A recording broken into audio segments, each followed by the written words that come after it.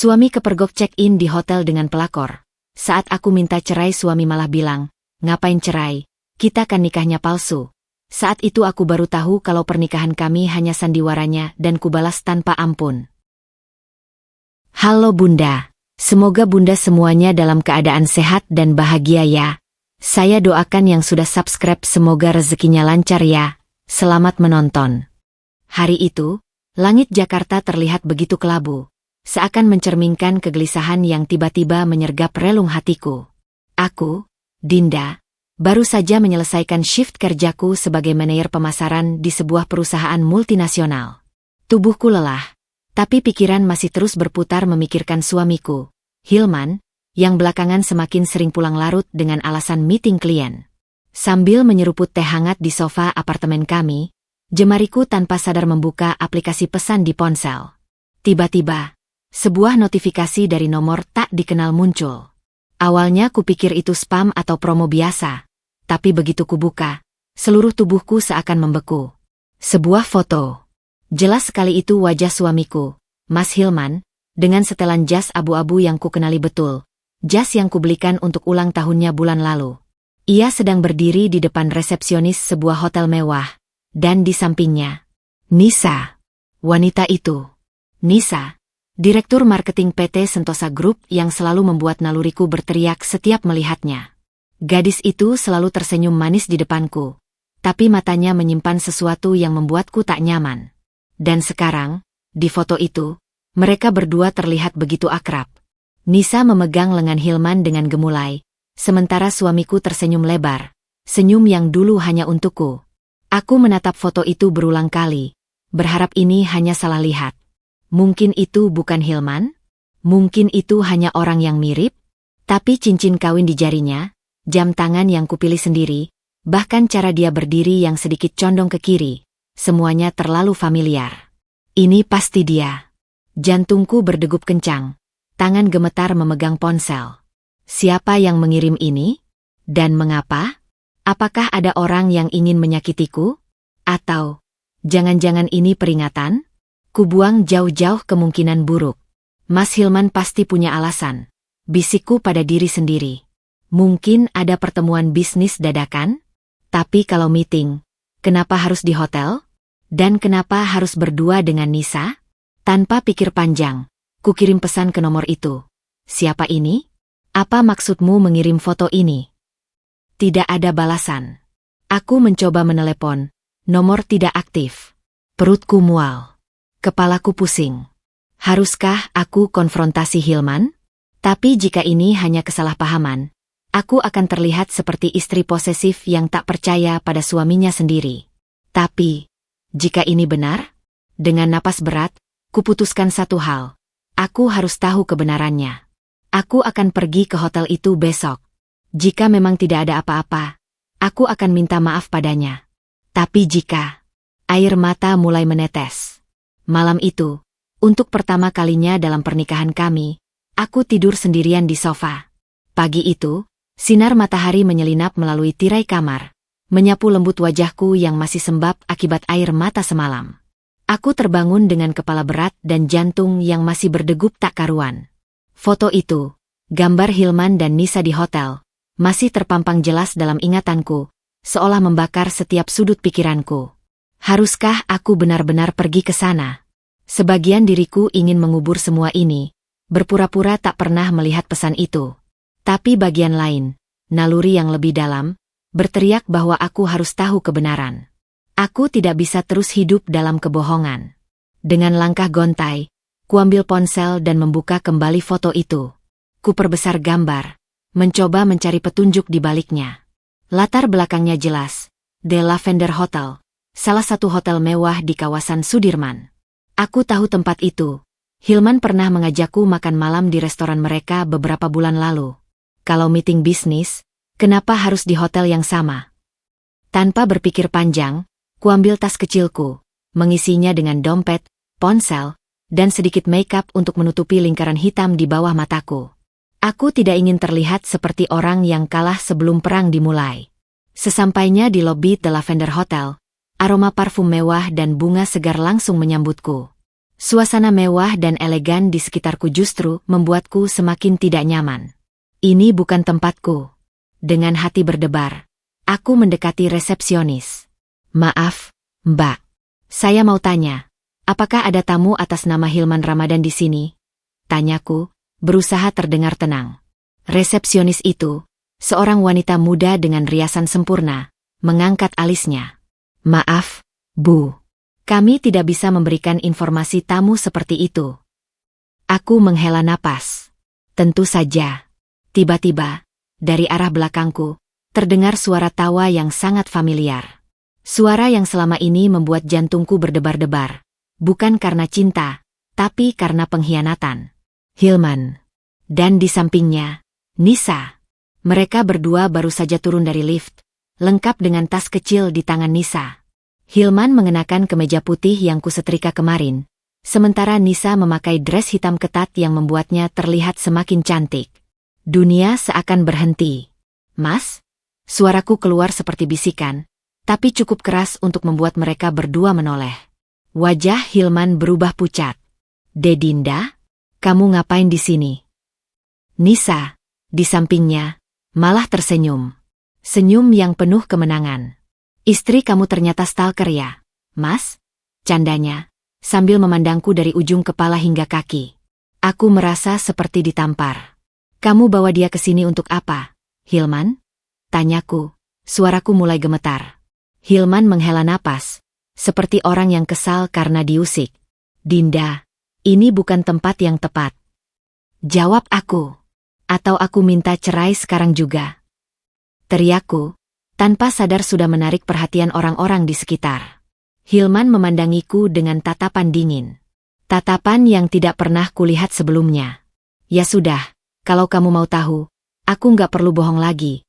Sama seperti apa yang kamu lihat dan pikirkan, katanya, suaranya datar. Dan Dinda, ngapain kita cerai? Orang nikah kita palsu dari awal. Semua dokumennya palsu. Kamu tinggal pergi aja kalau nggak terima. Apa? Kupandangi wajahnya, mencari sedikit saja tanda bahwa dia bercanda. Tapi tidak ada. Nisa tertawa. Dengarkan, Dinda, kamu cuma boneka. Mending pulang sana, nggak usah malu-maluin. Orang-orang di sekitar mulai berbisik. Beberapa bahkan tertawa. Aku merasa seperti ditusuk ribuan jarum. Pernikahan kami palsu. Tanpa kata lagi, aku berbalik dan berlari keluar, meninggalkan mereka berdua, dan semua kebohongan yang baru saja menghancurkan hidupku.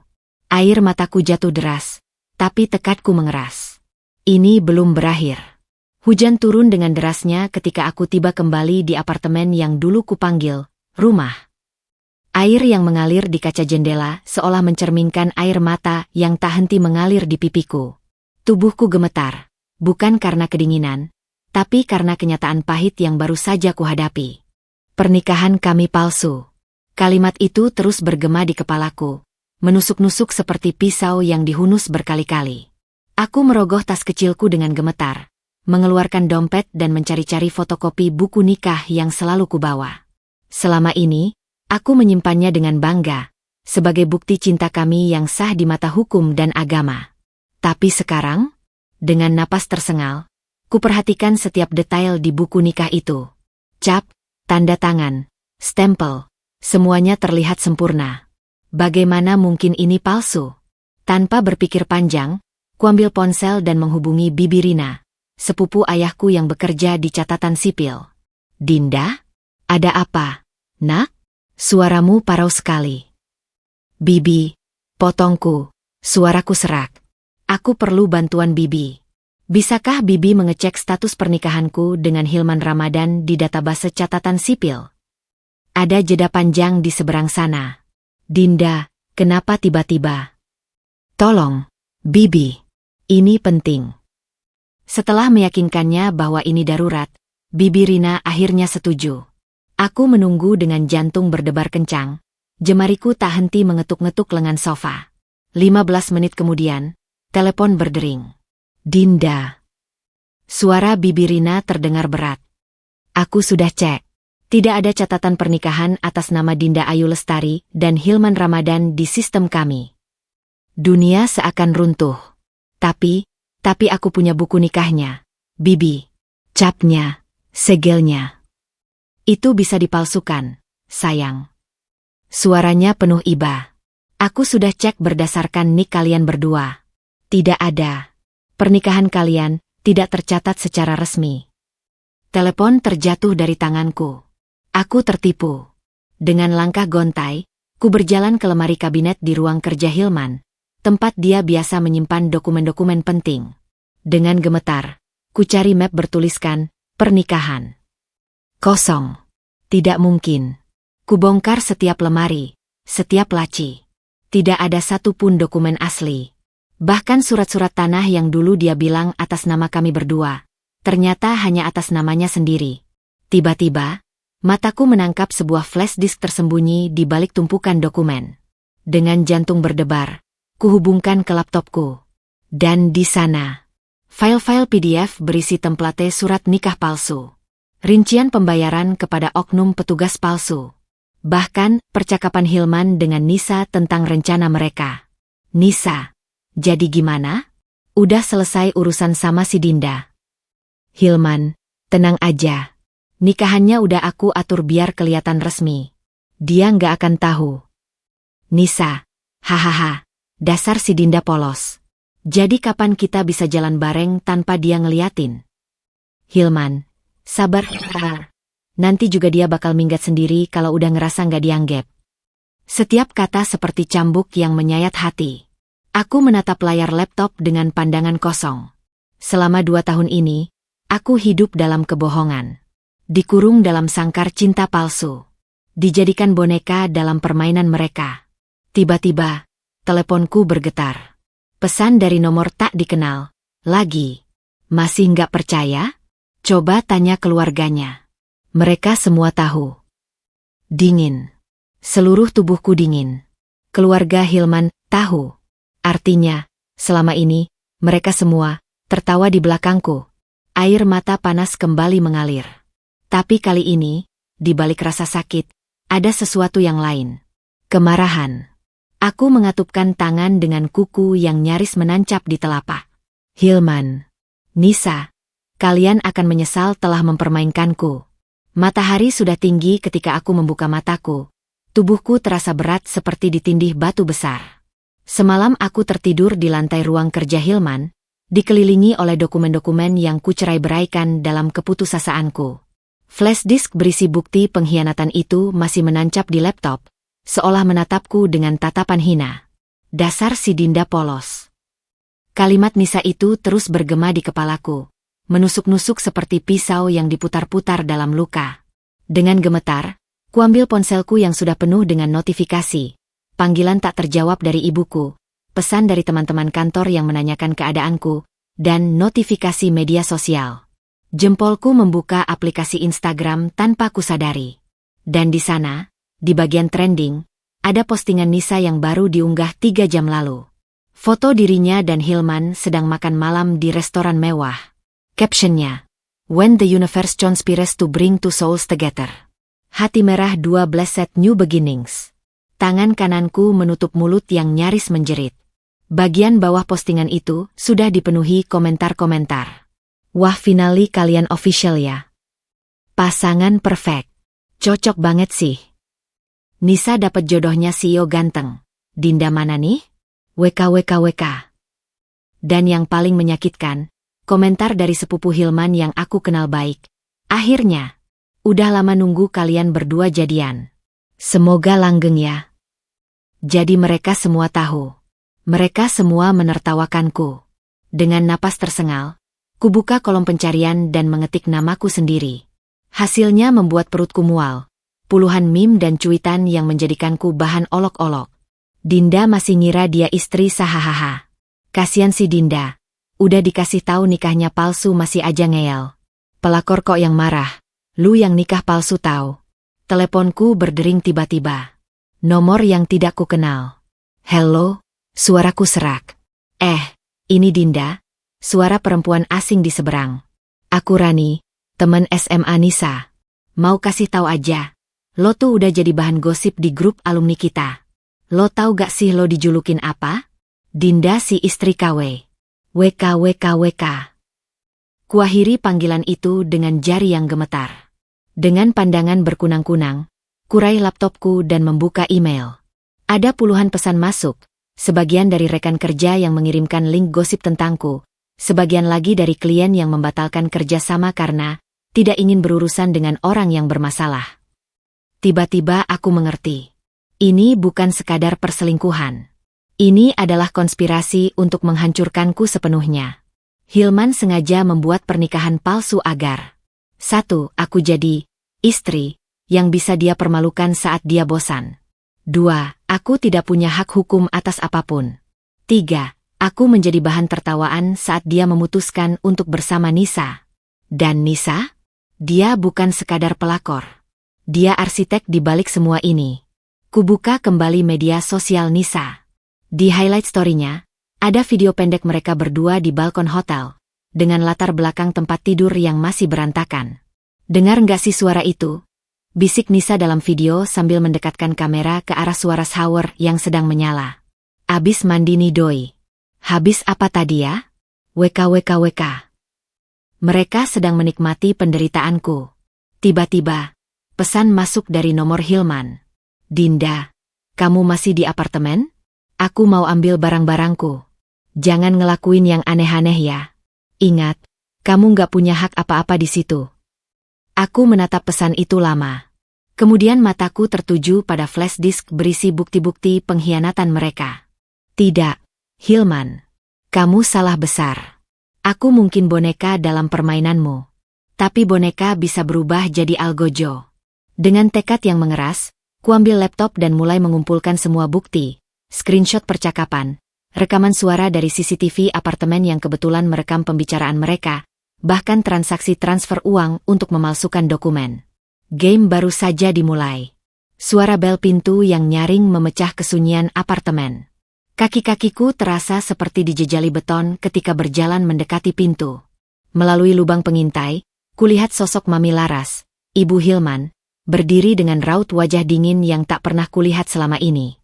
Selama 2 tahun menjadi menantunya, wanita itu selalu menyapaku dengan hangat, memanggilku, anakku, bahkan tak jarang memelukku erat seolah aku benar-benar putrinya sendiri. Apa yang harus kuharapkan sekarang? Kubuka pintu perlahan. Mami.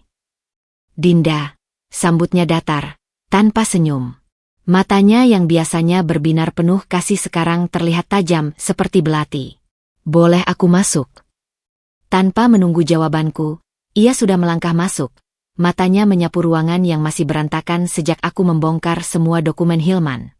Bau parfum mahalnya yang biasa ia pakai di acara keluarga sekarang terasa menusuk, seperti racun yang perlahan merayap memenuhi ruangan.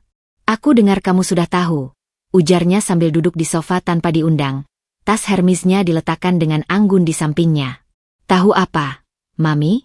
Tanyaku, berusaha keras menahan getar di suaraku. Mami Laras menghela napas panjang, seperti seorang guru yang kehabisan kesabaran dengan muridnya yang bodoh. Tentang situasi pernikahanmu dengan Hilman. Situasi. Betapa mudahnya ia menyebut pengkhianatan besar itu hanya sebagai situasi. Aku tidak mengerti, Mami. Selama ini Mami dan keluarga selalu. Dinda, sayang, potongnya dengan suara yang tiba-tiba lembut tapi berisi belati. Kamu harus paham, pernikahan itu hanyalah formalitas. Hilman perlu istri untuk menjaga image di depan klien-klien pentingnya. Dan kamu adalah pilihan yang sempurna saat itu. Kupandangi wajahnya yang tak berubah sedikitpun. Tak ada penyesalan. Tak ada rasa bersalah. Jadi, semua ini sandiwara? Acara keluarga? Foto-foto pernikahan? Bahkan ketika Mami memelukku dan bilang ingin cepat punya cucu. Mami Laras tersenyum tipis. Kamu gadis cerdas, Dinda.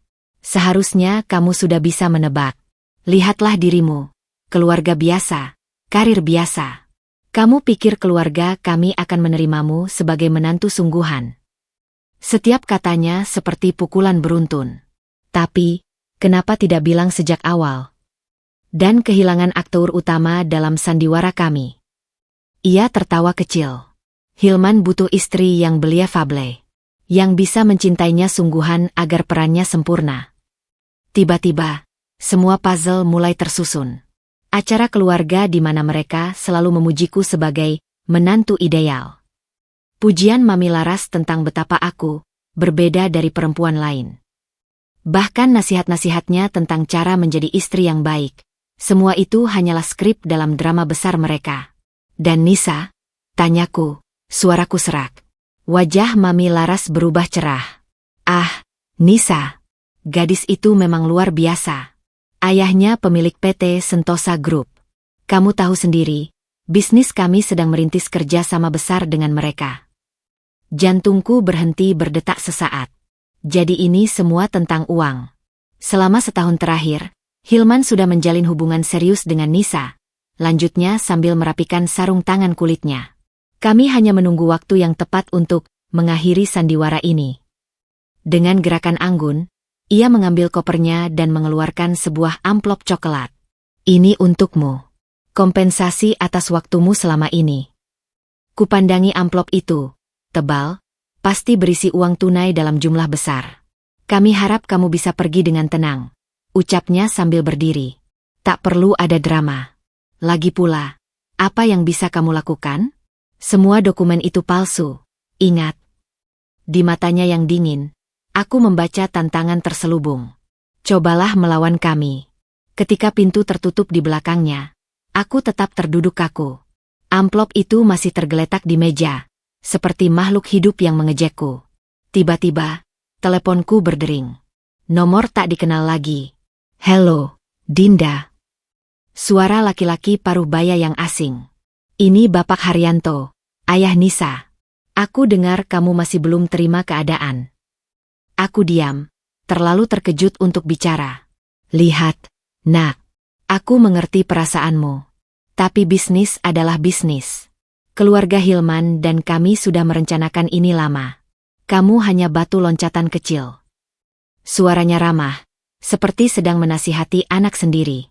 Ambil saja uang itu dan pergi. Atau... Nadanya tiba-tiba berubah. Kami akan pastikan kamu tidak pernah dapat kerja di perusahaan manapun di kota ini. Klik. Telepon ditutup. Aku menatap kosong ke dinding. Di luar jendela, langit Jakarta sore itu terlihat begitu kelam. Tiba-tiba, sesuatu dalam diriku berubah.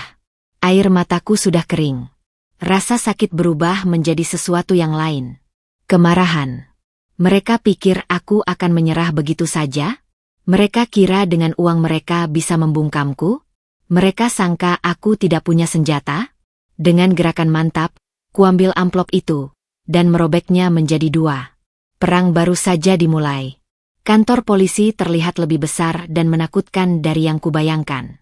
Dinding-dindingnya yang dicat warna krem pudar seolah memantulkan puluhan tahun ketidakadilan yang terserap ke dalam temboknya. Bau kopi kental bercampur dengan aroma kertas dokumen lama memenuhi ruangan. Aku duduk di bangku kayu yang keras, memeluk erat tas berisi semua bukti yang berhasil kukumpulkan. Flash disk berisi dokumen palsu, rekaman percakapan, screenshot pesan, bahkan amplop berisi uang dari Mami Laras yang kusimpan sebagai bukti pemaksaan. Petugas di depanku, seorang bapak berumur sekitar 50 tahun dengan seragam yang sedikit kusut, menghela napas panjang sambil membolak-balik dokumen yang kuberikan. Matanya yang lelah sesekali mengangkat pandangan, menatapku dengan campuran iba dan kelelahan. Ibu Dinda, ya? Suaranya parau. Mau melaporkan apa tepatnya? Aku menarik napas dalam. Pemalsuan dokumen pernikahan, penggelapan identitas, dan konspirasi penipuan, Pak. Tangannya berhenti membalik kertas. Matanya menyipit. Ini melibatkan siapa saja? Suami saya. Mantan suami, Hilman Ramadan, keluarganya, dan Nisa Haryanto. Seketika ekspresinya berubah. Ada sesuatu yang melintas di matanya. Pengenalan? Ketakutan? Duduk dulu ya, Bu. Saya perlu konsultasi dengan atasan. Ia pergi selama 20 menit yang terasa seperti 2 jam. Ketika kembali, wajahnya sudah berubah menjadi topeng netral yang sempurna. Ibu Dinda, katanya dengan suara rendah. Setelah kami tinjau, kasus ibu kurang bukti kuat. Dokumen-dokumen ini, ia menepuk-nepuk berkasku, tidak cukup untuk membuktikan kesengajaan pemalsuan. Aku terkesiap. Tapi ada rekaman percakapan mereka. Ada transfer uang untuk memalsukan dokumen. Petugas itu menggeleng. Rekaman tidak sah sebagai bukti tanpa persetujuan pihak yang direkam. Transfer uang bisa diartikan macam-macam. Lalu catatan sipil? Pernikahan kami tidak terdaftar. Itu masalah administrasi. Bisa saja ada kesalahan sistem. Dadaku sesak. Tapi mereka mengaku sendiri. Keluarga Hilman bahkan menawarkan uang agar saya diam. Petugas itu tiba-tiba mendekat. Suaranya berbisik. Nona, saya cuma mau membantu. Keluarga yang Anda laporkan ini punya koneksi sangat kuat. Lebih baik terima saja uangnya dan pergi. Mataku berkaca-kaca. Jadi hukum tidak berpihak pada kebenaran. Dia menghela napas. Kebenaran itu relatif. Nona, di sini, yang menang adalah yang punya kuasa. Dia berdiri, menandakan percakapan kita selesai. Kasus ini ditutup. Tidak ada cukup bukti untuk dilanjutkan. Keluar dari kantor polisi, langit Jakarta sore itu terlihat begitu ironis. Biru cerah, seolah tak peduli dengan kehancuran hidupku. Teleponku bergetar. Pesan dari teman kantor. Dint, kamu lihat berita? PT Sentosa Group dan perusahaan Hilman resmi merger. Ada foto besar mereka semua di halaman depan koran bisnis hari ini. Kubuka link yang dikirimnya. Dan di sana, di halaman utama, foto keluarga besar dengan senyum lebar. Hilman berdiri gagah di tengah, tangan di pinggang Nisa yang tersenyum manis.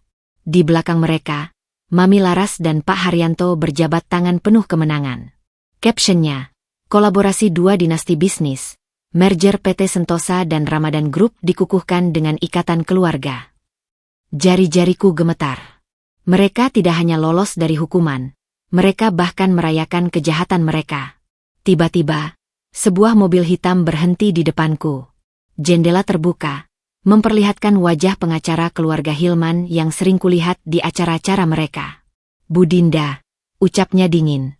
Keluarga Bapak Hilman meminta Anda menandatangani dokumen ini. Pernyataan bahwa semua yang terjadi adalah kesepakatan bersama dan Anda tidak akan menuntut.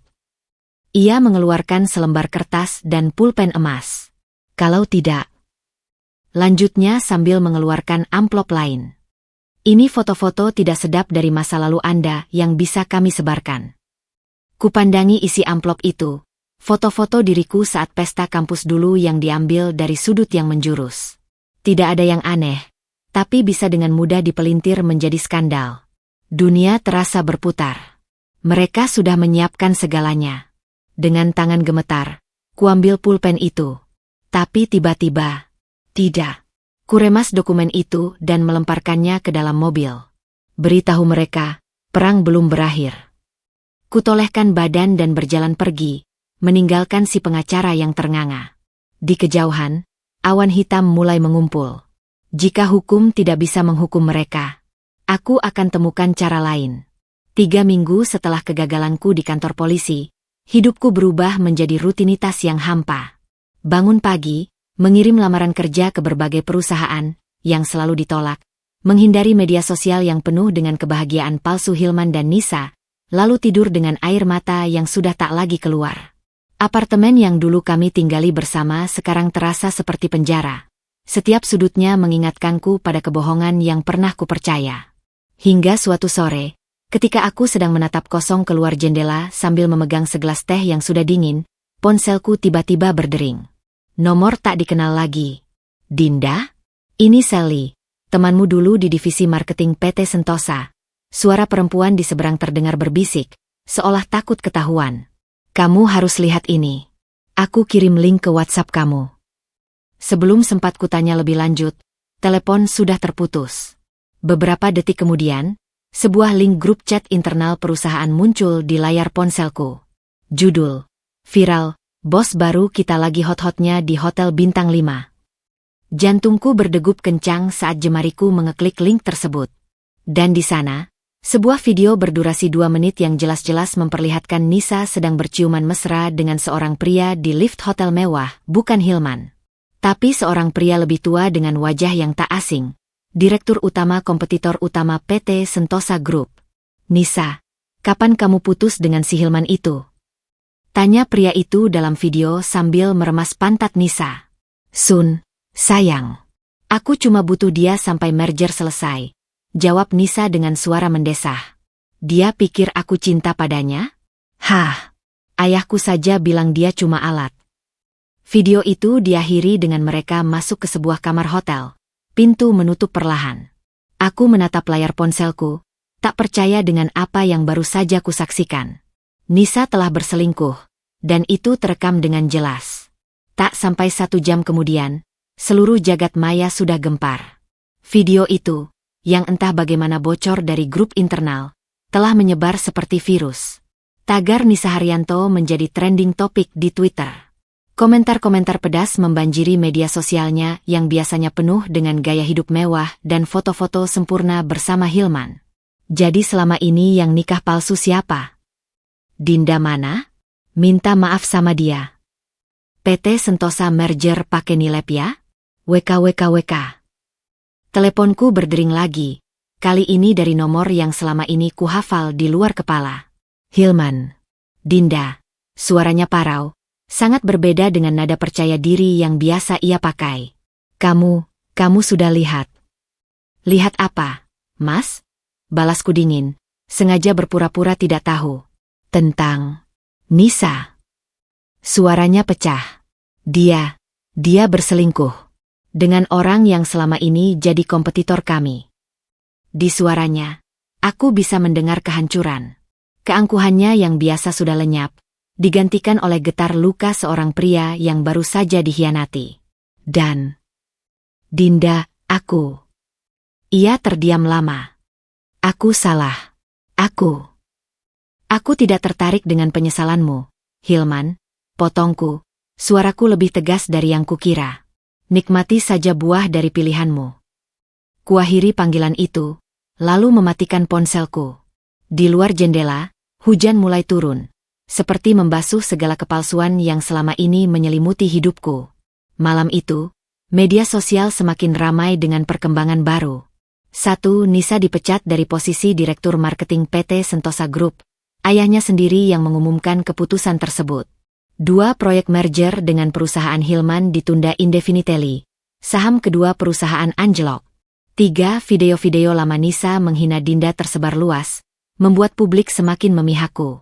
Sementara aku, duduk di depan laptop dengan semua bukti yang kukumpulkan, akhirnya tersenyum untuk pertama kalinya sejak tragedi ini mulai.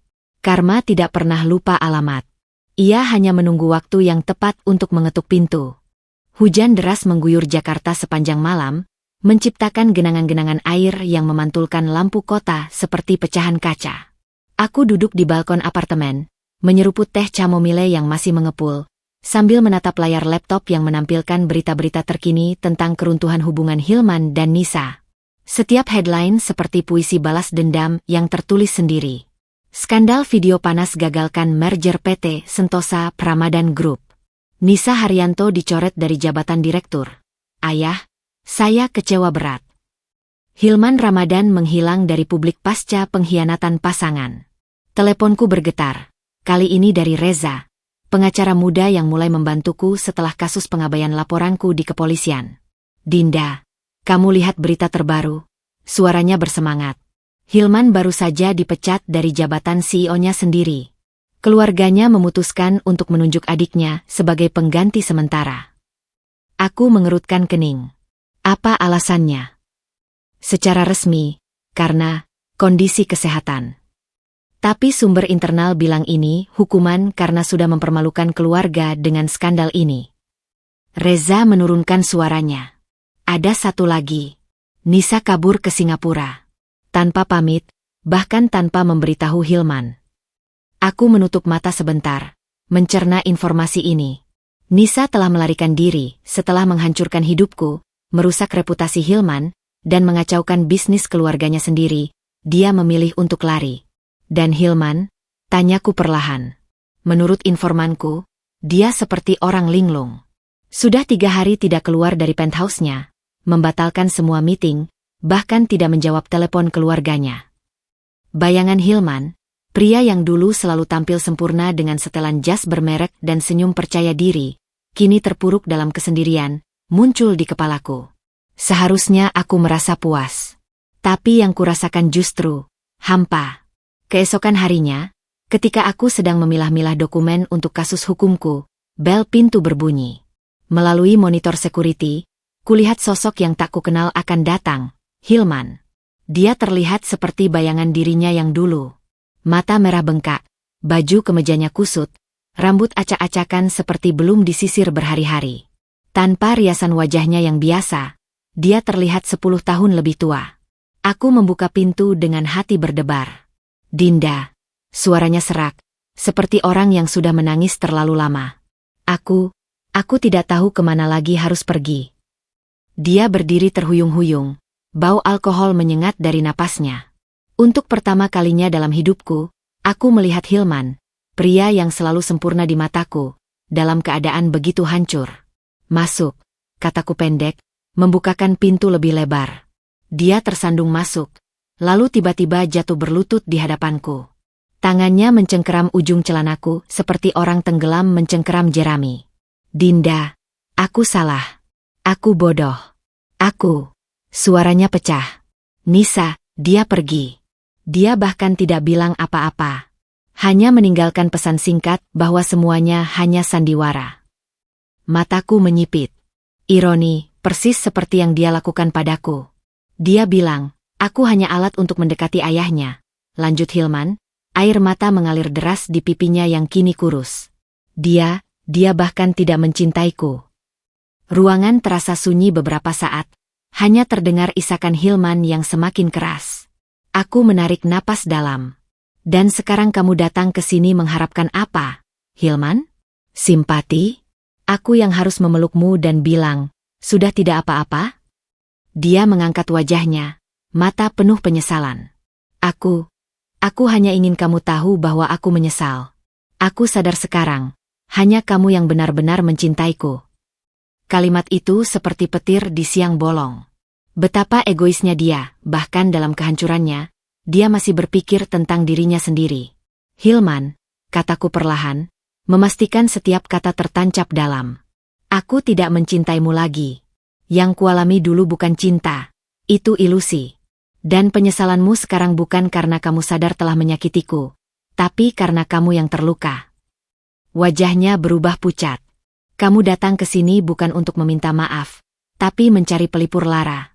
Tapi aku bukan tempat sampah emosimu. Aku berdiri, berjalan ke pintu dan membukanya lebar-lebar.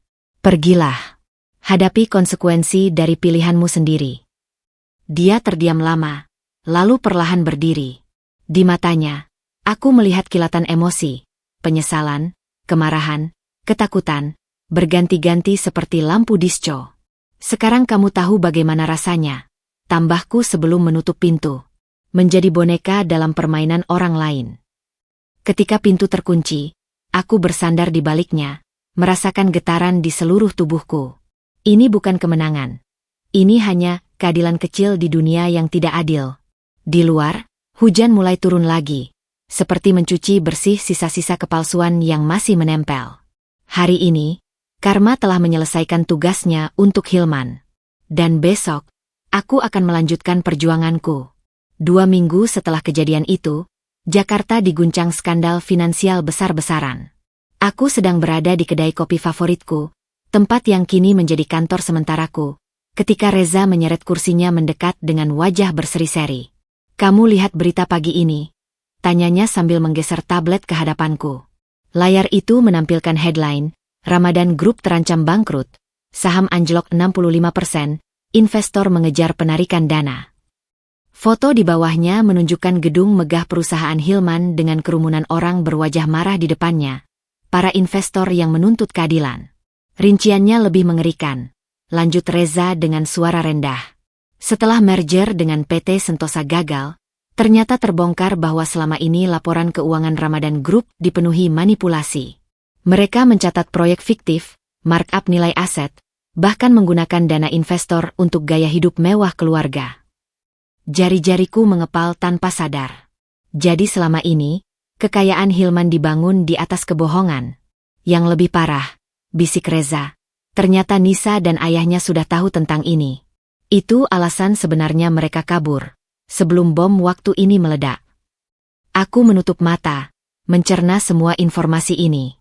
Ironi yang sempurna, Hilman yang menganggapku tidak cukup baik untuknya, ternyata sendiri hidup dalam istana kartu yang siap rubuh kapan saja. Ada lagi, Reza melanjutkan, keluarga Hilman sekarang saling tuding. Adiknya mengaku tidak tahu apa-apa dan melaporkan kakaknya ke OJK. Ibunya kabur ke Bali, meninggalkan suaminya yang sekarang dirawat di rumah sakit karena stroke. Kubuka kembali tablet itu, memperbesar foto-foto terbaru. Di salah satu gambar, terlihat wajah Hilman yang tak kukenal. Pipi cekung, mata berkantung hitam, berdiri di depan pintu gedungnya yang kini dipenuhi polisi dan wartawan. Dia terlihat seperti mayat hidup. Dan Hilman sendiri? Tanyaku, berusaha keras menjaga suaraku tetap datar. Reza menghela napas. Dia jadi kambing hitam utama. Semua dokumen ditandatangani olehnya. OJK sudah membekukan semua asetnya, termasuk apartemen mewah dan mobil-mobil koleksinya. Tiba-tiba, telepon Reza berdering. Matanya membesar setelah mendengar pembicaraan singkat di seberang. Dinda, kamu tidak akan percaya ini. Hilman baru saja ditangkap. Dunia seakan berhenti berputar. Atas apa? Penipuan investasi, penggelapan dana, dan pemalsuan dokumen. Pasal yang bisa menjebloskannya Oktober 15 tahun penjara. Aku menatap kosong keluar jendela. Langit Jakarta yang biasanya kelabu pagi itu tiba-tiba terlihat begitu cerah. Karma tidak hanya mengetuk pintu, ia telah menghancurkan seluruh bangunan. Reza mengeluarkan sesuatu dari tasnya. Amplop coklat tebal. Ini dari tim investigasi. Mereka menemukan dokumen yang menyebut namamu. Dengan gemetar, kubuka amplop itu. Isinya, laporan transfer dana ilegal dari perusahaan Hilman ke rekening atas nama pernikahan kami. Rekening yang tidak pernah ku ketahui. Artinya, Reza menyambung, kamu bisa jadi korban juga. Tapi tenang. Aku sudah bicara dengan jaksa. Dengan semua bukti yang kita punya tentang penipuan pernikahan, posisimu akan aman. Aku mengangguk pelan, tapi pikiranku melayang jauh. Hilman yang dulu begitu perkasa, kini telah kehilangan segalanya. Uang, kekuasaan, keluarga, bahkan kebebasannya. Ada satu hal lagi, Reza menambahkan dengan suara serius. Hilman meminta bertemu denganmu. Dia bilang, hanya kamu yang bisa membantunya sekarang. Tawa pahit terlepas dari bibirku. Betapa miripnya permintaannya dengan saat aku memohon keadilan dulu. Tolong sampaikan padanya, kataku sambil berdiri, mengumpulkan barang-barangku, bahwa aku sedang sibuk membangun hidup baruku. Keluar dari kedai kopi, sinar matahari menyambutku hangat. Di kejauhan, ada spanduk besar toko elektronik yang menayangkan berita penangkapan Hilman. Wajahnya yang tak berdaya terpampang besar di layar. Orang-orang di sekitarku berkomentar. Dasar penipu. Sudah nasib, hidup dari kebohongan. Karma tidak pernah salah alamat. Aku tersenyum kecil, terus berjalan tanpa menoleh. Bab ini telah berakhir. Baik untukku. Dan terutama, baik untuk Hilman. 6 bulan setelah badai kehidupan menerpaku, aku berdiri di depan cermin panjang di kamarku yang baru, sebuah kamar sederhana di apartemen kecil di kawasan Menteng. Ruangan ini jauh lebih sempit dari tempat tinggalku dulu, tapi setiap sudutnya terasa lebih lapang, lebih jujur. Tidak ada lagi bayang-bayang kebohongan yang menggantung di langit-langit, tidak ada lagi aroma parfum mahal yang menyengat sebagai pengingat akan kehidupan palsu yang pernah kujalani. Kusentuh ujung rambutku yang kini dipotong sebahu. Gaya baru yang kupilih sebagai simbol pembebasan. Rambut panjang yang dulu selalu dipuji Hilman sebagai mahkotanya, kini telah kutinggalkan bersama segala kenangan pahit. Ding! Suara notifikasi dari ponselku memecah kesunyian pagi. Pesan dari Reza. Besok dokumen terakhir dari pengadilan akan selesai. Kamu resmi bebas dari segala kaitan hukum dengan Hilman. Oh ya, jangan lupa interview kerjamu jam 10. Aku tersenyum kecil. Setelah melalui segala kehancuran, perlahan hidupku mulai menemukan bentuk barunya. Kususuri jalanan Jakarta yang ramai menuju kafe tempat aku sekarang bekerja paruh waktu. Kopi Klise, sebuah kedai kecil tapi nyaman di pojokan jalan. Pemiliknya, Ibu Tari, adalah salah satu dari sedikit orang yang memberiku kesempatan ketika seluruh dunia seolah menolakku. Dinda, kamu lihat berita pagi ini? Tanya Mbak Sisi, rekan kerjaku, sambil menyodorkan tablet. Di layar terpampang foto Hilman yang kurus dan tak terawat di balik jeruji besi, dengan judul, mantan CEO Ramadan Group divonis 12 tahun penjara. Aku menghela napas. Sudah, Mbak, biarlah itu masa lalu. Tapi Mbak Sisi menggesek layar, menunjukkan foto lain di bawahnya. Nisa yang sedang antre di sebuah lowongan kerja, wajahnya tanpa makeup, mengenakan kaos oblong lusuh. Ini baru diunggah netizen kemarin. Katanya dia kerja serabutan sekarang, jadi sales di sebuah butik kecil. Ayahnya sudah mengusirnya dari rumah. Aku memalingkan muka. Aku tidak butuh lihat mereka menderita untuk merasa bahagia. Dan itu benar. Kebahagiaanku sekarang datang dari hal-hal sederhana.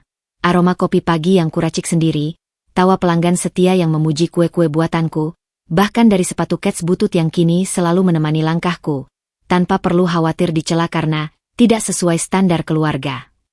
Ketika jam menunjukkan pukul 9, aku berganti pakaian untuk interview di sebuah perusahaan startup media yang sedang berkembang. Ini kesempatan besar. Posisi content creator yang sesuai dengan latar belakang pendidikanku dulu. Kami sudah melihat portofoliomu, kata Bapak Arif, salah satu pendiri startup itu. Tapi yang paling menarik perhatian kami adalah ketahanan mentalmu. Melewati semua yang kamu alami dan tetap bisa bangkit, itu skill yang tidak diajarkan di kampus manapun. Aku tersenyum. Trauma itu seperti biji kopi, Pak. Pahit saat digigit langsung, tapi ketika diolah dengan benar, bisa menghasilkan sesuatu yang bernilai. Interview berjalan lancar. Ketika aku keluar dari gedung itu, matahari Jakarta terasa begitu hangat di kulit. Teleponku berdering. Tawaran kerja resmi datang lebih cepat dari yang kuduga. Di halte bus, kudapati seorang ibu tua kesulitan mengangkat keranjang belanjaannya. Tanpa pikir panjang, kubantunya. Terima kasih, Nak, ujarnya sambil tersenyum. Kamu baik sekali. Semoga rezekimu dilipat gandakan. Kalimat sederhana itu membuat mataku berkaca-kaca. Inilah kebahagiaan sejati, bukan dari pujian palsu atau harta berlimpah, tapi dari kebermanfaatan yang tulus. Malam harinya, di apartemen kecilku yang kini dipenuhi tanaman hias dan buku-buku bekas yang kukoleksi perlahan, kuangkat gelas anggur murah, sebuah toast untuk diriku sendiri. Untuk Dinda yang baru, bisikku pada bayangan di cermin. Di luar jendela, lampu-lampu Jakarta berkelap-kelip seperti bintang yang tersenyum padaku. Luka-lukaku belum sepenuhnya sembuh, tapi setiap hari menjadi lebih ringan. Aku tidak lagi menjadi korban. Aku tidak lagi menjadi boneka. Aku adalah Dinda. Seorang pejuang yang telah menemukan kekuatannya kembali. Senin pagi yang basah oleh gerimis menemukanku sedang merapikan dokumen-dokumen hukum di meja makan kecil apartemenku. Reza akan datang sebentar lagi untuk membahas perkembangan terakhir kasusku. Sebuah pertemuan rutin yang telah menjadi bagian dari kehidupan baruku selama 3 bulan terakhir. Ketika aku sedang menyusun berkas-berkas, sebuah amplop coklat tua terselip di antara tumpukan dokumen. Aku tidak ingat pernah meletakkannya di sana. Amplop itu tebal dan berat, dengan stempel sebuah notaris di Sudirman yang tidak kukenal. Dengan jari yang gemetar, kurobek segelnya. Surat perjanjian perkawinan sah nomor 1279/2018. Judul itu melompat ke hadapanku seperti tamparan. Dokumen ini berbeda dengan yang kumiliki selama ini. Kertasnya lebih tebal, cap basah asli, dan tanda tangan yang jelas-jelas asli dari petugas catatan sipil. Di pojok kanan bawah, terdapat stempel hologram keamanan yang tidak mungkin dipalsukan. Pernikahanku dengan Hilman ternyata sah. Aku terjatuh ke kursi. Dokumen itu tergenggam erat di tanganku. Selama ini, mereka membohongiku 2 kali. Pertama dengan membuatku percaya pernikahan itu sah, lalu membuatku percaya bahwa itu palsu. Ding dong. Bel pintu berbunyi. Reza berdiri di depan pintu dengan wajah berseri-seri membawa tas penuh berkas. Dinda, kamu tidak akan percaya apa yang Ia langsung diam ketika melihat wajahku yang pucat dan dokumen di tanganku. Reza, ini. Suaraku serak. Dia mengambil dokumen itu, matanya menyapu setiap baris dengan cepat. Wajahnya berubah dari bingung menjadi kaget, lalu akhirnya marah. Mereka benar-benar monster. Geramnya sambil meremas pinggiran dokumen. Ini perjanjian nikah yang sah, dibuat seminggu sebelum pernikahan kalian. Tapi mereka sengaja menyembunyikannya dan membuat dokumen palsu kedua untuk menipumu. Apa artinya ini? Tanyaku, masih belum sepenuhnya memahami. Reza duduk di depanku, wajahnya serius. Artinya, Dinda, selama ini kamu adalah istri sah Hilman. Dan sebagai istri sah, kamu punya hak atas harta Gonogini selama pernikahan. Dia mengeluarkan laptopnya dan mulai mengetik dengan cepat. Dengan dokumen ini, kita bisa membatalkan semua klaim mereka sebelumnya. Kamu berhak atas separuh dari semua aset yang diperoleh Hilman selama pernikahan, termasuk saham perusahaan, properti, bahkan hak atas kompensasi dari kasus hukumnya. Aku terdiam, mencerna semua informasi ini. Jadi selama ini, mereka tidak hanya mencuri kebahagiaanku, tapi juga hak-hak hukumku. Ada lagi, lanjut Reza sambil membuka email. Aku dapat kabar dari teman di kepolisian. Saat penggeledahan rumah Hilman, mereka menemukan dokumen lain, perjanjian pranikah antara dia dan Nisa yang dibuat diam-diam. Mataku membesar. Mereka berencana menikah. Reza mengangguk. Tepatnya, mereka sudah menikah secara adat seminggu sebelum Hilman ditangkap. Tapi tanpa dokumen ini, pernikahan mereka tidak sah di mata hukum. Dan sekarang, dia menepuk dokumen di tanganku. Kamu masih istri sahnya. Rasa pusing melandaku. Dunia seakan berputar. Aku teringat wajah Nisa yang sombong, tawa manisnya yang penuh kemenangan ketika menghinaku di hotel itu. Dan sekarang, secara hukum, dialah yang menjadi pelakor. Reza memegang tanganku. Dinda, keputusan ada di tanganmu sekarang. Kita bisa menggunakan dokumen ini untuk menuntut hakmu. Atau kita bisa membiarkan mereka menghancurkan diri sendiri. Tapi aku harus memperingatkanmu. Jika kamu memilih jalur hukum, ini akan jadi pertempuran panjang dan kotor. Aku berdiri, berjalan ke jendela. Di luar, hujan telah reda, meninggalkan jalanan yang basah dan berkilau di bawah sinar matahari. Aku bukan lagi Dinda yang lemah. Aku bukan lagi korban. Reza, kataku tanpa menoleh, siapkan gugatan. Dia tersenyum. Senyum yang sama seperti ketika pertama kali menawarkan bantuanku dulu. Sudah kuduga kamu akan bilang begitu. Aku akan menghubungi timku. Besok kita mulai. Ketika pintu tertutup di belakang Reza, aku masih berdiri di depan jendela, memandangi Jakarta yang sibuk di bawah. Bab baru dalam hidupku akan dimulai. Dan kali ini, aku yang memegang kendali. Di meja, dokumen pernikahan yang sah itu terbuka, bersinar keemasan di bawah sinar matahari. Kebenaran akhirnya menemukan jalannya. Dan keadilan, terlambat atau tidak, akan datang. Pagi itu, ruang sidang Pengadilan Negeri Jakarta Pusat terasa lebih dingin dari biasanya.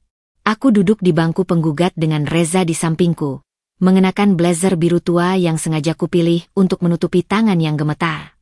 Di seberang, tim pengacara keluarga Hilman, kini diketuai oleh adiknya sendiri, Rendra, duduk dengan wajah-wajah masam. Majelis hakim akan segera masuk, bisik Reza sambil merapikan tumpukan dokumen di hadapannya. Kuperhatikan setiap detail ruangan. Lambang Garuda Pancasila di dinding belakang hakim, meja kayu mahoni yang berkilap, bahkan bau disinfektan yang menyengat. Segala sesuatu terasa begitu nyata, begitu berbeda dari drama hukum di sinetron-sinetron yang pernah kutonton. Ini nyata. Dan ini pertarungan terbesarku. Ketika hakim ketua memasuki ruangan, semua berdiri. Suara tegasnya mengumumkan. Perkara nomor 287 PDTG 2023, perkara perdata antara Dinda Ayu Lestari melawan Hilman Ramadan dan keluarga, hari ini akan memasuki tahap pembacaan gugatan. Reza bangkit, suaranya lantang memenuhi ruangan. Yang mulia, kami mewakili klien kami, Ibu Dinda Ayu Lestari, dengan ini mengajukan gugatan atas dasar Dia menjelaskan poin-poin utama dengan rinci. 1. Pernikahan sah yang sengaja disembunyikan. 2. Pemalsuan dokumen kedua untuk menipu klien. 3. Penggelapan hak-hak finansial sebagai istri sah. 4. Pelecehan psikologis dan reputasi. Setiap kata seperti palu yang menghantam meja keadilan. Aku melihat wajah Rendra memerah, sementara pengacaranya terus membuat catatan panik. Ketika giliran pihak tergugat, pengacara utama mereka, seorang pria berambut putih dengan kacamata tebal, berdiri dengan sikap merendahkan. Yang mulia, gugatan ini tidak berdasar. Klaim adanya pernikahan sah adalah kebohongan. Dokumen yang diajukan penggugat jelas-jelas palsu. Reza langsung menyela. Kami memiliki hasil verifikasi dari catatan sipil dan notaris. Bahkan ada saksi-saksi yang bisa membuktikan keaslian dokumen ini. Hakim mengangguk, memerintahkan pemeriksaan dokumen. Saat itulah Rendra tiba-tiba berdiri. Ini konspirasi. Kakakku sedang dipenjara, dan sekarang wanita ini mencoba merampas sisa harta keluarga kami. Matanya membelalak ke arahku, penuh kebencian. Dasar wanita serakah. Sudah diusir malah kembali menagih. Ruangan gempar. Hakim memukul palu berkali-kali. Tuan Rendra, kendalikan diri Anda. Ini pengadilan, bukan pasar. Reza memanfaatkan momentum. Yang mulia, reaksi Tuan Rendra justru membuktikan mentalitas keluarga tergugat yang selalu merendahkan klien kami. Kami memohon agar. Proses berlangsung selama 3 jam yang melelahkan. Ketika akhirnya sidang ditunda, Reza memelukku erat. Kita menang hari ini, bisiknya. Mereka panik. Itu pertanda baik. Di luar pengadilan, kerumunan wartawan sudah menunggu. Pertanyaan-pertanyaan terlontar. Bagaimana perasaan ibu setelah mengungkap kebohongan keluarga Ramadan?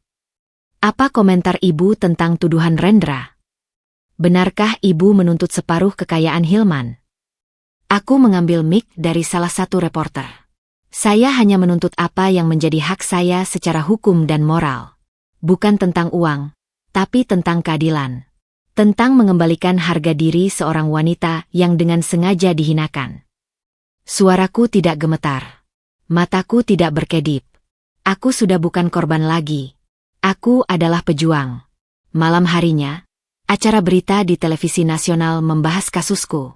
Para pakar hukum berspekulasi bahwa dengan dokumen sah yang kumiliki, aku berpotensi mendapatkan 150 saham perusahaan yang diperoleh selama pernikahan. 2. Hak atas 3 properti mewah.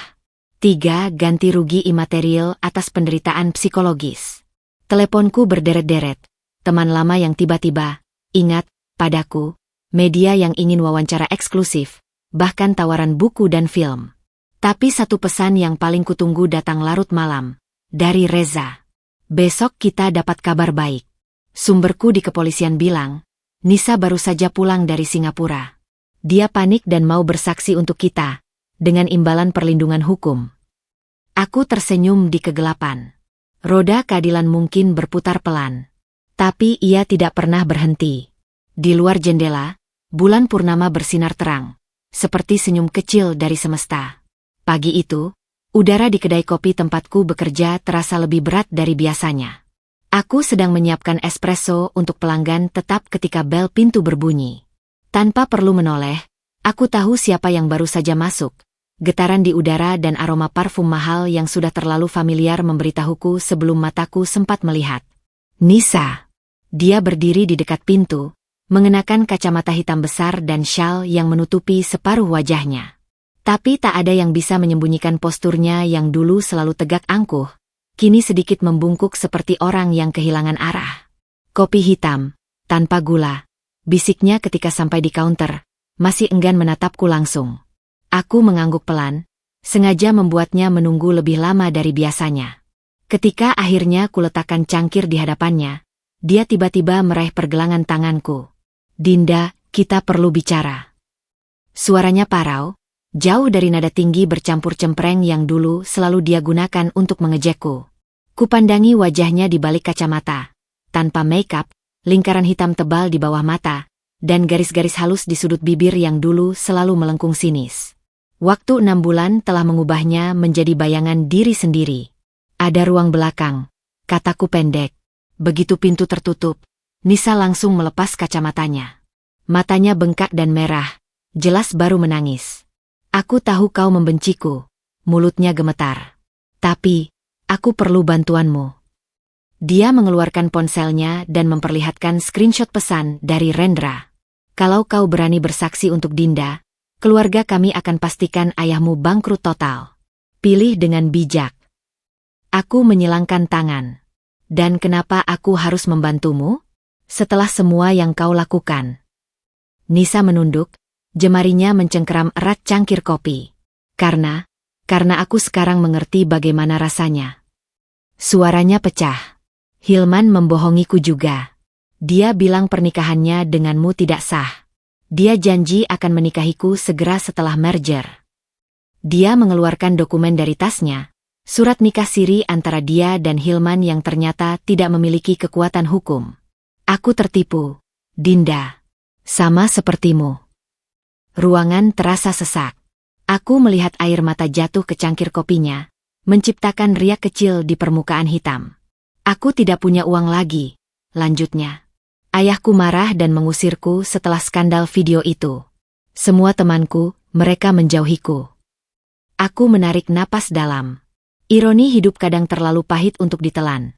Wanita yang dulu menjatuhkanku sekarang datang merangkak, memohon belas kasihan. Jadi apa yang kau inginkan dariku? Nisa mengangkat wajahnya. Aku mau bersaksi untukmu di pengadilan. Aku tahu semua rahasia keluarga mereka, cara mereka memanipulasi dokumen, rekening-rekening tersembunyi, bahkan proyek fiktif mereka. Dia mengeluarkan flash disk dari saku bajunya.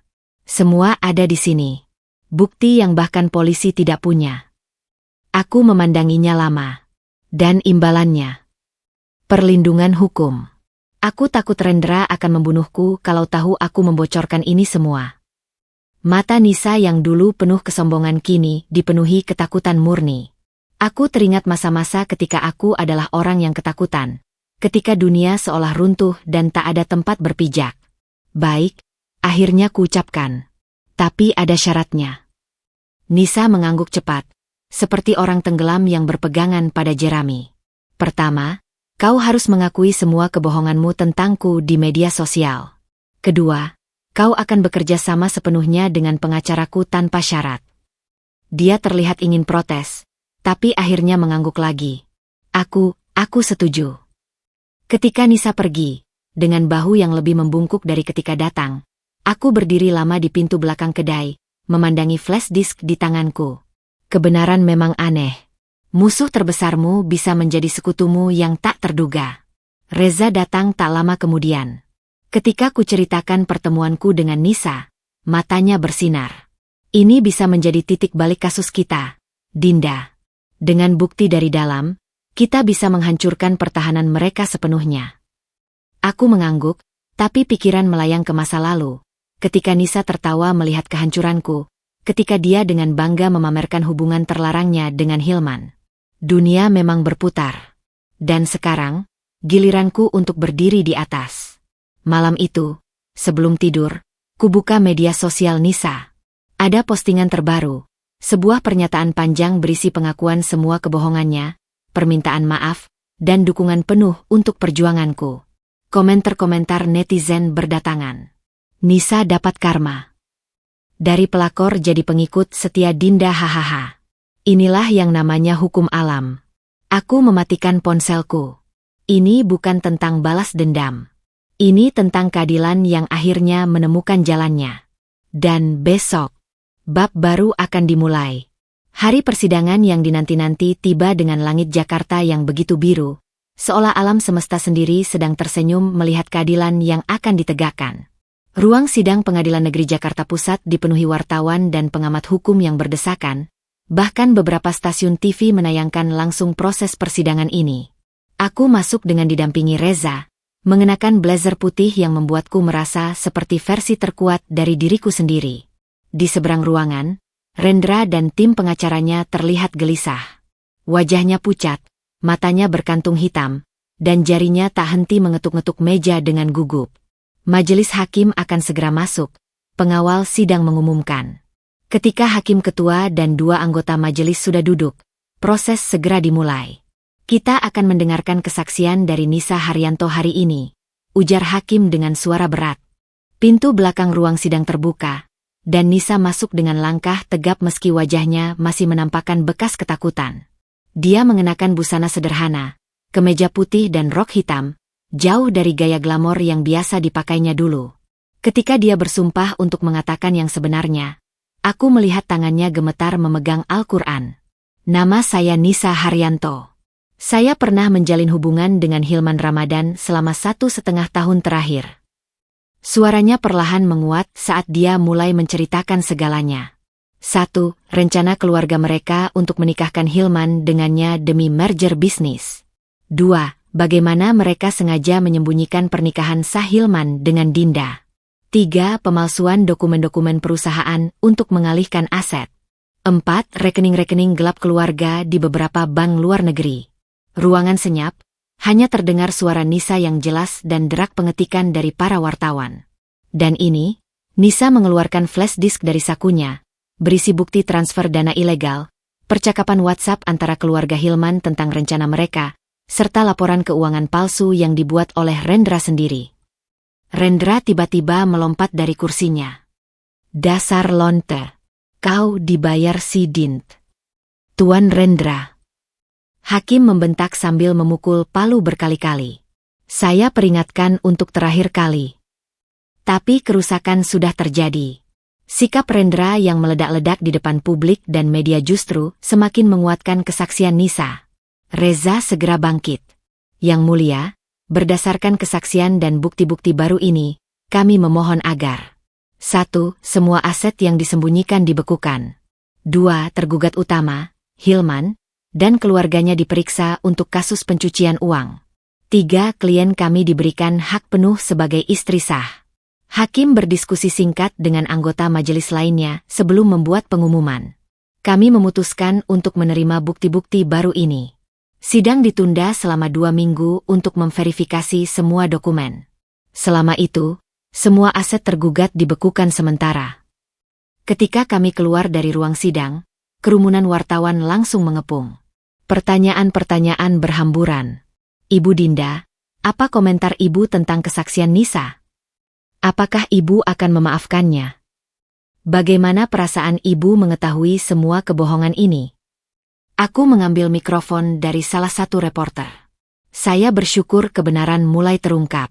Ini bukan tentang saya atau Nisa. Ini tentang keadilan dan hukum yang harus ditegakkan. Tidak ada seorang pun yang boleh merasa berada di atas hukum. Suaraku tidak gemetar. Di kejauhan, Nisa berdiri sendiri, dikucilkan oleh para wartawan yang dulu selalu memujinya. Aku menangkap matanya yang memandangku dengan campuran rasa bersalah dan harapan. Malam harinya, berita tentang persidangan ini menjadi headline utama. Skandal besar keluarga Ramadan terbongkar. Nisa Haryanto berbalik mendukung Dinda. Rendra Ramadan tersangka baru kasus pencucian uang. Reza menelepon dengan suara bersemangat. Dinda, kau tidak akan percaya ini. Setelah berita hari ini, OJK membuka penyelidikan baru terhadap perusahaan mereka. Beberapa klien besar sudah mundur. Saham mereka jatuh 75% dalam 1 hari. Aku mematikan TV yang sedang menayangkan wajah Rendra yang pucat dihujani pertanyaan wartawan. Ini bukan kemenangan. Ini keadilan. Sebelum tidur, ku dapat pesan dari Nisa. Aku tahu ini tidak cukup, tapi terima kasih. Aku akan menghadapi konsekuensi dari perbuatanku. Untuk pertama kalinya dalam hidupku, aku merasa tenang meski segalanya hancur. Aku tidak membalas. Di luar jendela, bintang-bintang bersinar terang di langit Jakarta yang biasanya tertutup polusi. Seolah alam semesta sedang merayakan sesuatu. Kebenaran memang seperti matahari. Ia tidak bisa disembunyikan selamanya. Besok, bab baru akan dimulai. Tapi untuk pertama kalinya dalam waktu lama, aku bisa bernapas lega. Pagi itu, udara di Pengadilan Negeri Jakarta Pusat terasa berbeda. Setelah 2 minggu penuh ketegangan menunggu, hari ini adalah hari pembacaan putusan.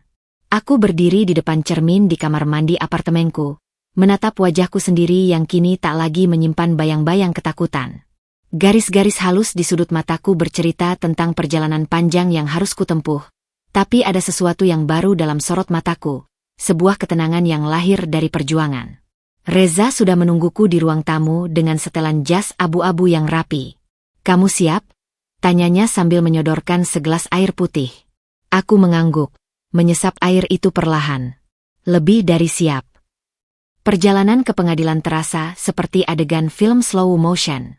Setiap lampu merah, setiap belokan, setiap langkah kakiku di trotoar seolah memiliki makna khusus. Jakarta pagi itu sunyi di mataku, meski sebenarnya ramai seperti biasa. Begitu tiba, kerumunan wartawan langsung mengepung. Kamera-kamera mengarah, pertanyaan-pertanyaan berhamburan, tapi aku hanya tersenyum kecil dan terus berjalan dengan Reza di sampingku. Di dalam ruang sidang, suasana tegang langsung terasa.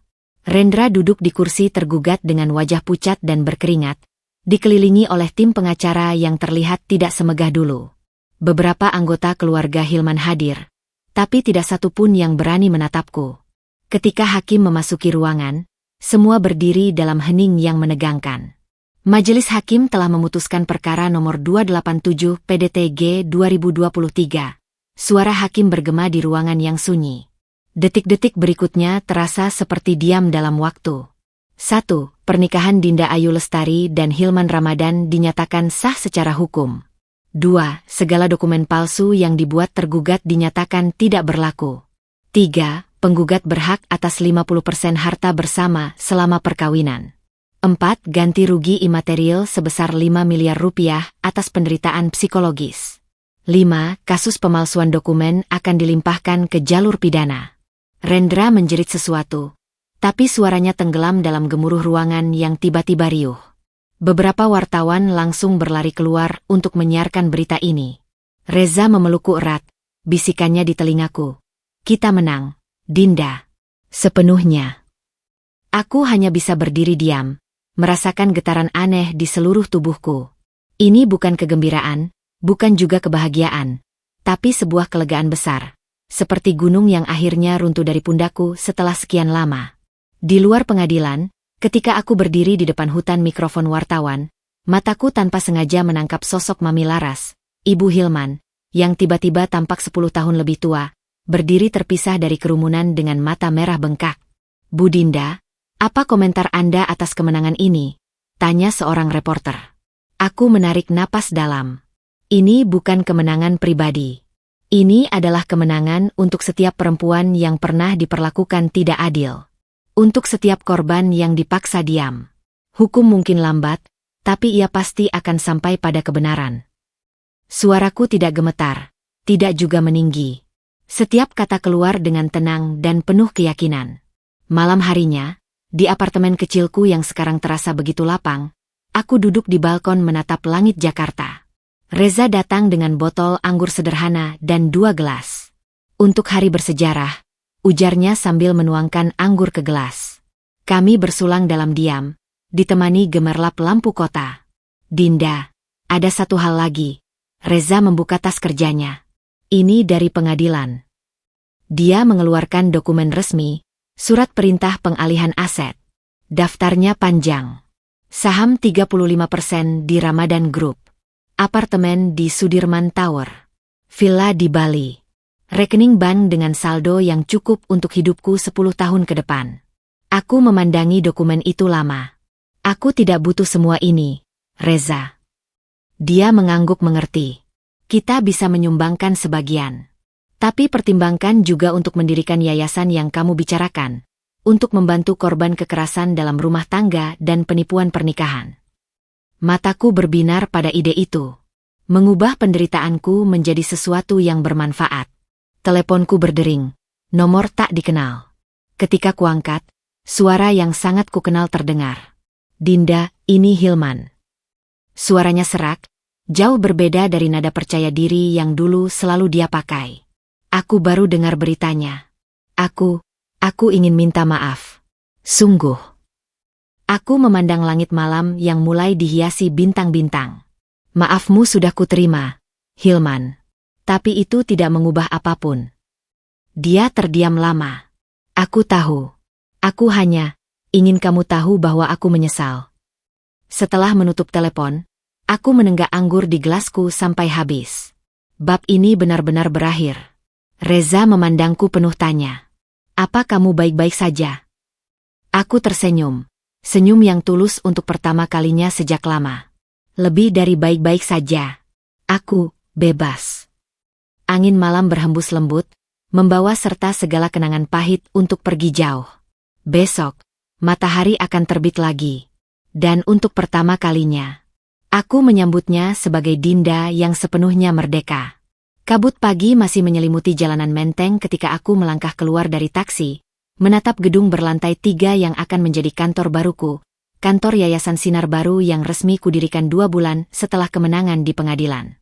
Gedung ini kubeli dengan sebagian dari uang ganti rugi, sebuah transformasi konkret dari penderitaanku menjadi harapan bagi orang lain. Namun pagi ini, ada sesuatu yang berbeda. Sebelum sempat membuka pintu kaca utama, seorang sosok di trotoar seberang menarik perhatianku. Perempuan itu duduk melipat kaki di atas koran bekas, mengenakan kaos oblong lusuh dan celana jeans pudar. Rambutnya yang dulu selalu tertata rapi kini kusut masai. Wajah tanpa makeup itu terlihat lebih tua dari usianya. Nisa. Dia tidak melihatku. Terlalu sibuk mengatur beberapa bungkus nasi yang baru dibelinya dari warung dekat situ.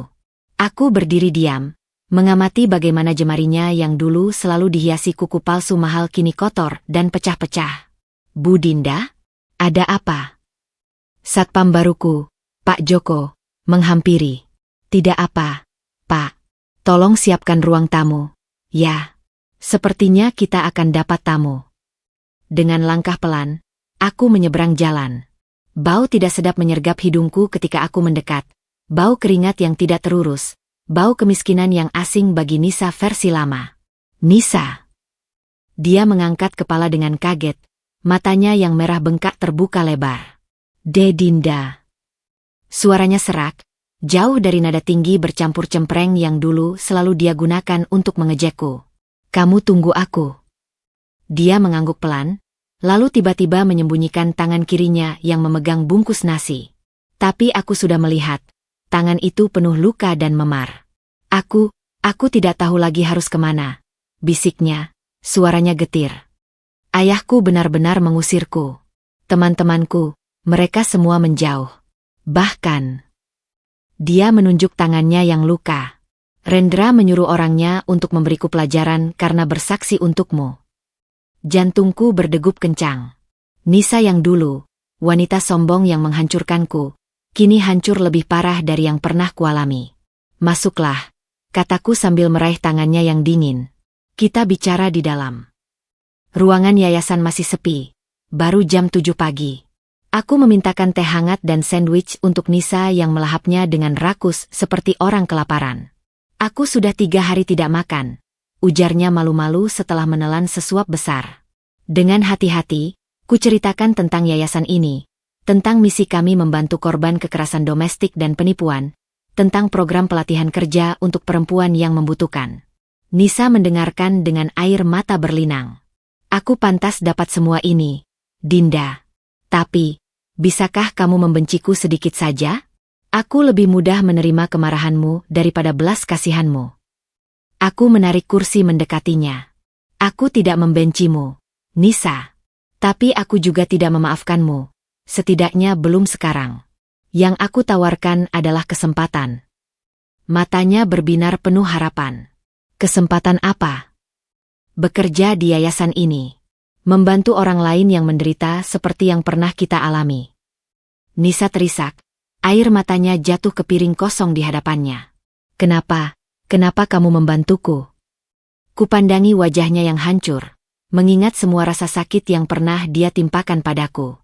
Tapi di balik itu, aku melihat sesuatu yang baru, sebuah penyesalan tulus. Karena aku pernah berada di posisimu, terjatuh, tanpa harapan. Dan ketika itu terjadi, yang kuinginkan hanyalah seseorang yang mengulurkan tangan. Aku berdiri, mengambil brosur program yayasan. Kamu bisa mulai besok. Ada kamar kos di lantai 3 untuk staf yang membutuhkan tempat tinggal sementara. Nisa menangis tersedu-sedu, tubuhnya terguncang hebat. Aku tidak pantas, aku tidak. Tidak ada yang pantas menderita sendirian. Nisa, sekarang mandi dan istirahatlah. Nanti petugas kami akan memeriksa lukamu. Ketika aku berbalik untuk meninggalkannya, Nisa meraih ujung bajuku. Dinda, terima kasih. Dua kata itu, sederhana tapi penuh makna, membuat dadaku terasa hangat. Sepanjang hari itu, pikiran terus kembali ke Nisa. Ke kehancurannya, ke penyesalannya, ke jalan hidup yang membawa kami dari musuh bebuyutan menjadi apa? Aku belum tahu. Malam harinya, ketika aku memeriksa kamar di lantai 3, kudapati Nisa tertidur pulas dengan baju baru yang diberikan staf kami. Di mejanya, ada secari kertas. Besok aku akan mulai hidup baru. Aku janji tidak akan mengecewakanmu lagi. Aku mematikan lampu dan menutup pintu pelan-pelan. Kadang, keadilan terbaik bukanlah pembalasan, tapi memberi kesempatan untuk tumbuh menjadi manusia yang lebih baik. Di luar jendela, bulan purnama bersinar terang. Seperti senyum kecil dari semesta yang tahu, akhir cerita kita belum selesai. Hujan deras mengguyur lembaga pemasyarakatan Cipinang ketika aku berdiri di depan gerbang besi yang tinggi, memegang erat payung di satu tangan dan dokumen-dokumen penting di tangan lainnya. Bau tanah basah dan logam berkarat menyengat hidungku, menciptakan atmosfer suram yang sesuai dengan tujuan kunjunganku hari ini. Kunjungan untuk Hilman Ramadan, kataku kepada petugas jaga. Suaraku tetap datar meski jantung berdegup kencang. Petugas itu mengangkat alis. Dinda Ayu Lestari, istri terpidana. Ex-istri, koreksiku cepat. Setelah pemeriksaan identitas dan barang bawaan, aku dipersilakan masuk ke ruang kunjungan. Sebuah ruangan sempit dengan dinding kaca pembatas yang memisahkan narapidana dan pengunjung. Kursi plastik keras, meja logam dingin, dan bau disinfektan menyengat menciptakan suasana yang tidak nyaman. Ketika pintu di sisi lain terbuka, sosok Hilman muncul dengan langkah tertatih. Aku nyaris tidak mengenalinya. Rambut yang dulu selalu rapi kini memutih di beberapa bagian, tubuhnya yang atletis menyusut drastis, dan matanya yang dulu penuh percaya diri kini kosong seperti orang yang sudah menyerah pada hidup. Dinda, gumannya pelan ketika duduk di seberangku. Suaranya serak seperti tidak pernah dipakai bicara selama berbulan-bulan. Aku mengangguk formal. Hilman. Dia memandangiku dengan tatapan aneh, seolah memastikan bahwa aku benar-benar ada di hadapannya. Kau datang sendiri. Ya. Hening yang tegang menyelimuti kami selama beberapa detik. Aku bisa mendengar detak jam dinding di ruang petugas, tetesan air dari atap yang bocor, dan napas berat Hilman yang berbunyi seperti orang sakit. Aku bawa dokumen untuk kau tanda tangani. Akhirnya ku pecahkan kesunyian, mengeluarkan setumpuk kertas dari tas. Semua aset sudah dialihkan sesuai putusan pengadilan. Ini hanya formalitas terakhir. Tangannya yang kurus dan berbintik-bintik meraih dokumen itu dengan gemetar. Aku sudah membaca tentang yayasanmu di koran. Kau menggunakan uang itu untuk membantu orang. Bukan pertanyaan, tapi pernyataan yang terdengar seperti penyesalan. Ya, jawabku singkat. Dia menandatangani dokumen satu persatu dengan lambat, seolah setiap tanda tangan adalah beban berat. Ketika selesai, dia mengangkat wajah dengan mata berkaca-kaca. Aku tidak menyangka kau akan datang sendiri. Setelah semua yang kulakukan. Aku menyimpan dokumen dengan rapi. Aku datang karena ini urusan hukum. Tapi juga karena aku ingin kau melihat sesuatu. Dari saku mantel, kuambil foto terbaru yayasan, gambar para perempuan korban kekerasan yang sedang belajar keterampilan baru, termasuk Nisa yang tersenyum bangga memamerkan sertifikat pelatihannya. Hilman tercekat. Itu Nisa. Ya, dia sekarang bekerja di yayasan kami, menjalani hidup baru. Wajahnya berubah pucat. Dan kau memaafkannya. Aku memberinya kesempatan, Hilman.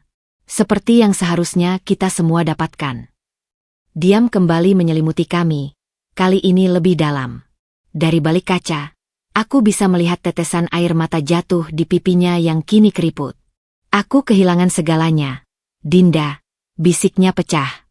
Uang, kekuasaan, keluarga, bahkan ibuku sendiri tidak pernah mengunjungiku di sini. Dia menatap tangannya yang kini kotor dan kasar. Tangan yang dulu selalu mengenakan jam Rolex mahal. Karma memang sempurna. Ya? Aku yang dulu merendahkanmu karena kekuranganmu, sekarang hidup lebih hina dari apa yang pernah kubayangkan. Aku menarik napas dalam. Aku tidak datang untuk menyaksikan kejatuhanmu, Hilman. Aku datang untuk menutup bab ini dengan resmi. Dia mengangguk pelan, air matanya jatuh ke dokumen yang baru saja ditandatanganinya. Aku pantas menerima semua ini. Tapi, bisakah kau menjawab satu pertanyaanku? Aku mengangkat alis. Apakah dulu pernah ada cinta dalam hatimu untukku? Sedikit saja. Pertanyaan itu menggantung di udara lembab penjara seperti kabut pagi. Aku memandang wajahnya yang hancur, mengingat masa lalu yang pernah kami bagi, baik yang nyata maupun palsu. Pernah, jawabku jujur. Sebelum kau mengubah segalanya menjadi transaksi. Dia menunduk, bahunya terguncang oleh isakan yang ditahannya. Ketika petugas mengumumkan waktu kunjungan habis, Hilman bangkit dengan susah payah. Terima kasih sudah datang, Dinda. Dan, maafkan aku. Aku berdiri, mengumpulkan dokumen-dokumenku. Selamat tinggal, Hilman. Ketika aku berbalik meninggalkannya, suaranya yang parau kembali terdengar. Dinda, apa aku pantas mendapat kesempatan seperti Nisa? Aku berhenti sebentar, tanpa menoleh. Itu bukan keputusanku.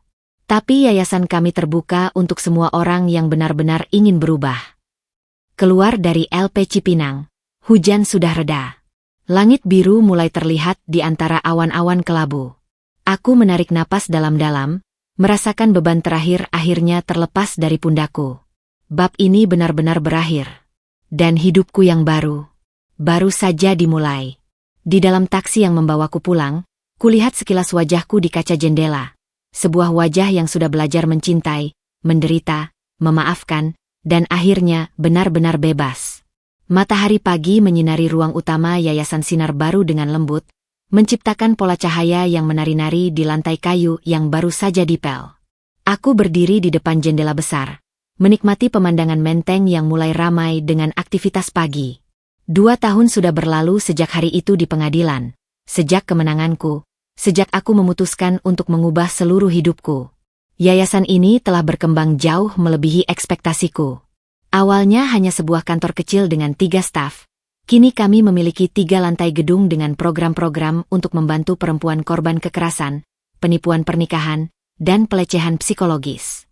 Setiap ruangan di sini menyimpan cerita penderitaan yang berubah menjadi harapan. Bu Dinda, acara peresmian program baru sudah siap di aula. Aku menoleh ke suara itu. Nisa berdiri di pintu, mengenakan blazer biru tua dengan badge staf yayasan di sakunya. Rambutnya yang dulu selalu ditata sempurna kini dikepang sederhana. Wajahnya tanpa makeup kecuali lipstik warna kalem. Perubahan pada dirinya tidak hanya secara fisik. Matanya yang dulu penuh kesombongan kini memancarkan ketulusan. Terima kasih, Nisa. Aku akan segera turun. Dia tersenyum. Sebuah ekspresi yang dulu jarang kulihat darinya kecuali saat mengejekku.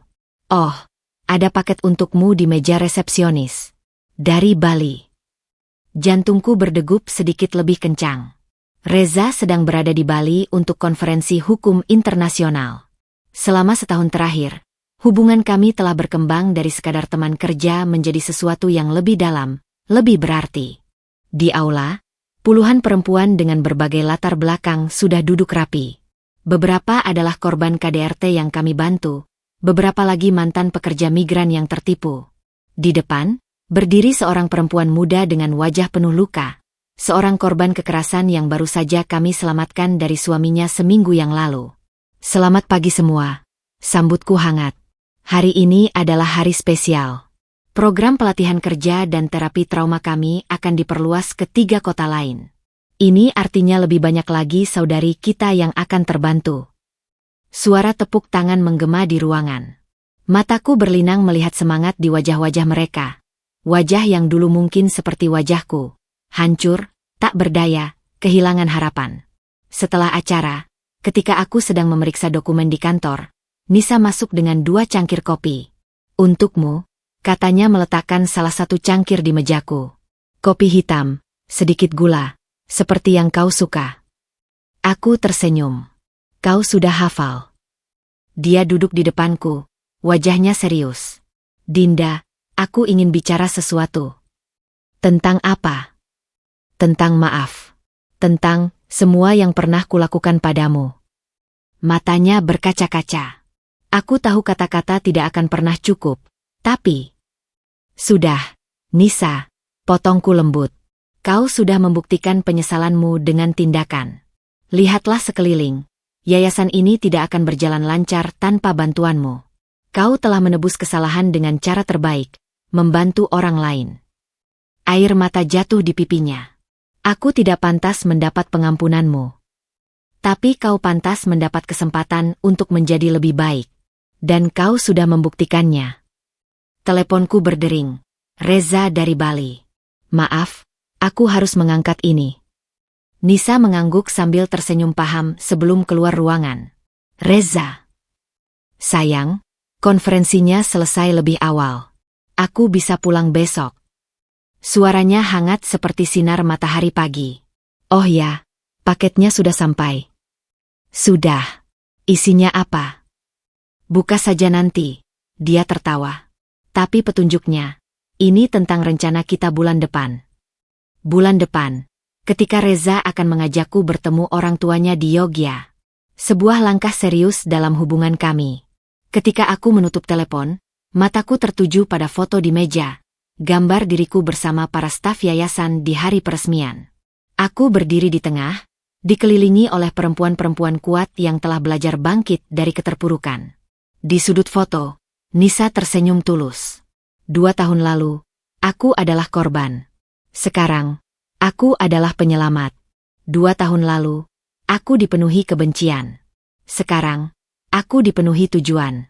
Di laci meja, tersimpan kliping koran tentang Hilman. Dia masih menjalani hukuman, tapi telah menjadi tutor bagi narapidana lain yang buta huruf. Rendra dinyatakan bersalah dalam kasus pencucian uang dan mengikuti jejak kakaknya di penjara. Keluarga Hilman yang dulu angkuh kini tercerai-berai.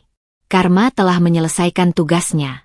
Malam itu, ketika aku membuka paket dari Reza, sebuah kotak beludru kecil jatuh ke tanganku. Di dalamnya, sebuah cincin sederhana dengan batu biru kecil. Bukan lamaran, tapi janji untuk masa depan. Aku memandang cincin itu di bawah lampu kamar, lalu menatap bayanganku di jendela. Wajah yang kulihat bukan lagi wajah korban, bukan juga wajah pendendam. Aku adalah Dinda Ayu Lestari. Seorang pejuang. Seorang penyintas. Dan akhirnya, seorang perempuan yang menemukan kebahagiaannya sendiri. Di luar jendela, bintang-bintang bersinar terang. Seperti senyuman kecil dari semesta yang tahu, perjalananku yang penuh luka akhirnya membawaku pulang. Ke rumah. Ke diriku yang sebenarnya.